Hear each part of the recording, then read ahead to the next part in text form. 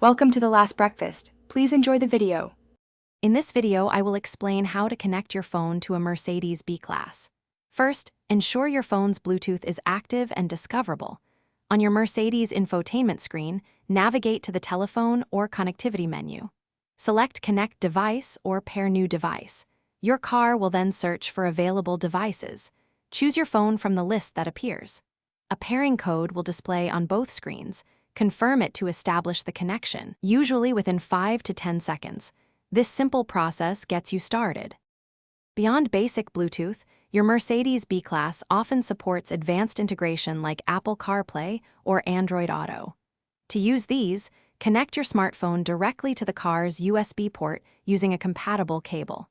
Once connected, the infotainment system should prompt you to activate the feature. Follow the simple on-screen instructions to complete the setup.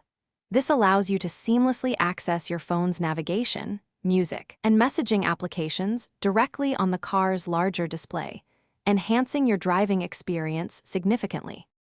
Encountering connection issues can be frustrating, but there are simple fixes. First, always ensure both your phone's operating system and your Mercedes infotainment software are fully updated. A quick restart of both your phone and the car's system can often resolve minor glitches.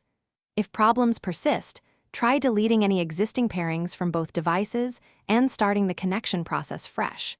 For wired connections, inspect your USB cable for any damage. A faulty cable is a common culprit. To get the most out of your connected phone, consider these tips. Always place your phone in a secure, easily accessible spot, like a dedicated phone tray. Utilize voice commands for hands-free operation, significantly improving safety while driving. Be mindful of your data plan when streaming music or using navigation services, as these can consume a considerable amount. Finally, remember to properly disconnect your phone when exiting the vehicle to conserve its battery life and maintain privacy. Thanks for watching. If this was helpful, leave a like and consider subscribing. See you next time.